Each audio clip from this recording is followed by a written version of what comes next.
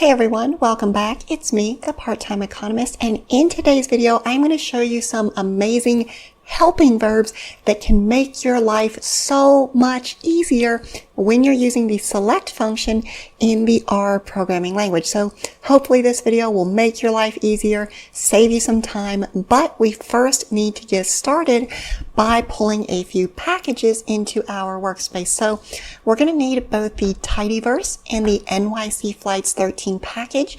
If you don't have either of these packages, you can install them first and then we'll get started. So when we're looking at this, the first thing I want to remind you is that when we are using the select function in the R programming language, we are essentially looking at a massive data set, a data frame, and we are saying we want to only work with specific columns, right? Maybe I only want 2 or 3 variables out of a data set that has 100 different variables. Now, the most straightforward way to select the specific columns is just to take the data frame, use the pipe operator, send it to the select function, and then enter the exact names of the columns that we want. So if we do year and day, it's going to give us, obviously, the year and day. But there are a couple issues with that. Number one, it's time consuming, right? We have to list every single column that we want. If we spell something wrong, it's going to cause an error. There's no way to mass select columns or to select columns that are close enough. So the helping verbs that I'm going to show you today, they remedy a lot of these issues. Now, the first helping verb that I want to introduce you to is the starts with helper. Now, I want to show you the format for this because it's very similar, and you're going to notice that all of these helping verbs follow a similar syntax. So we still start off by taking the data frame, piping it into the select function. Literally the only difference here is that instead of typing the column name, we type starts with, and then inside of the parentheses, we list the specific characters that it starts with. Now, it's important to note that this is an exact character match, right? So when I type ARR, it is going to find me any columns that start with ARR. So arrival time, arrival delay, those will be returned, but airtime will not be, right? Because it's AIR, not ARR. Scheduled arrival time will not be returned because it does not start with ARR. So let me go ahead and run that just so you can see it. It does exactly what we expected. Ends with is exactly the same, right? So if we run the ends with command, we pass in delay, it's going to give us departure delay and the arrival delay. Now, what you'll notice with both of those is that it is starts with and ends with, right? But in reality, there might be a lot of circumstances where we know we're looking for a keyword or a term. We don't know where in the column name it's going to be, right? Because a lot of times you'll see some really long column names. And let's suppose that we know time. Time is buried somewhere in there. So let's go back up to our column names. We want arrival time. We want scheduled arrival time.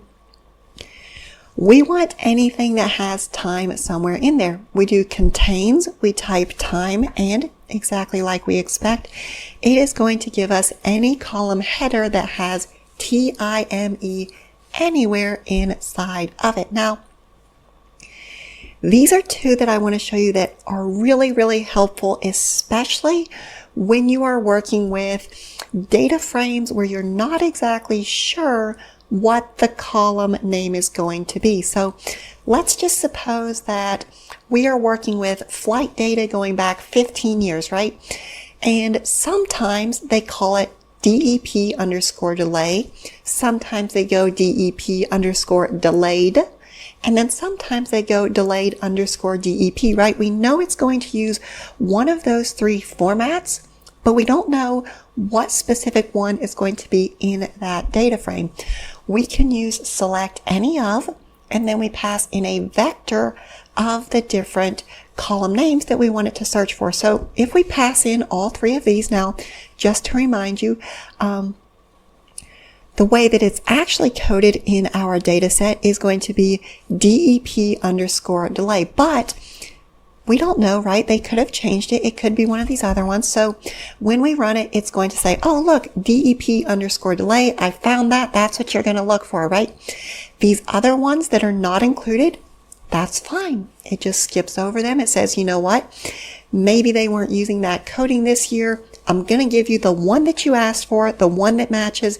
The other ones are not going to throw an error. Now, let me show you why that's helpful, because if we were trying to do that with a traditional select function and we tried entering 3 different options, it's going to come back and it's going to say, no, this one doesn't exist, right? So this is really helpful for if you know it's going to take 1 or 2 or 3 different formats, it will give you the right one. Now for this example, I want to show you kind of the opposite, something that says you must give me every single thing that I'm asking for. So again, let's suppose that you're working with flight data that goes back many years and you have no reason to suspect that they have changed the column header, right? You've looked at the first 3 years of data and they always use DEP_delay, right? So you're just reading in all these files, and what happens if there's 1 year where DEP_delay isn't listed, right? Does it throw an error? Does it read it in without warning you, right? There's problems that can happen if they change that column header. So what this function does, the select all function, it says, look, you must give me each of these. If one of them is missing, if one of them isn't there, I want you to explicitly give me an error. Now, you don't really need to worry about this code right here. Essentially, what I'm doing is I am creating a composite data frame where I slice up the original flights data.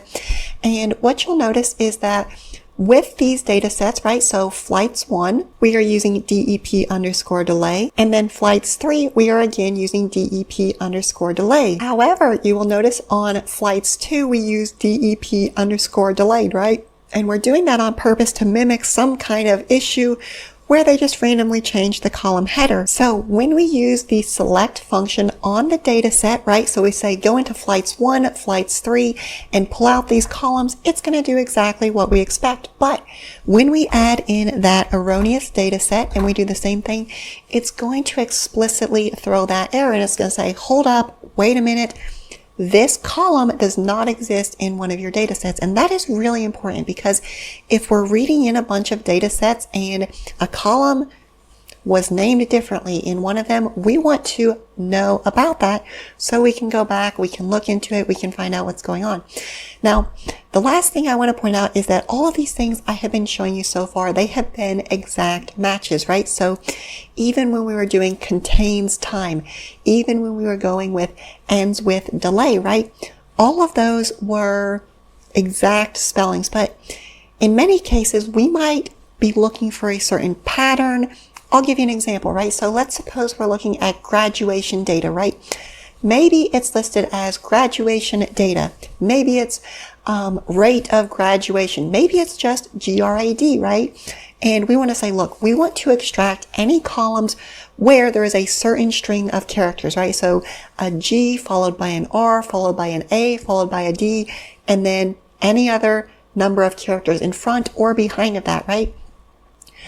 We can do that using the select matches command. Now, what this does is it allows us to select based on a regular expression. So let's go back just really quick. COLMAMFLIGHTS. Okay. So with these column names, let's suppose we want to extract anything where there's an underscore, right? So we want the underscore, any number of characters before, any number of characters after, we don't care. Just give us everything where there's an underscore. You're going to notice 1 underscore, 2 underscores.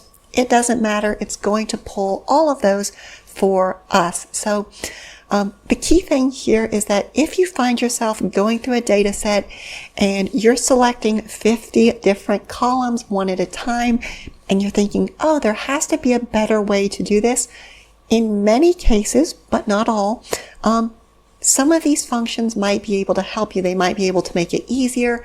They might be able to incorporate error checking or just save you a little bit of time. So as always, I thank you so much for watching. I hope you found the video useful, and I will see you next time.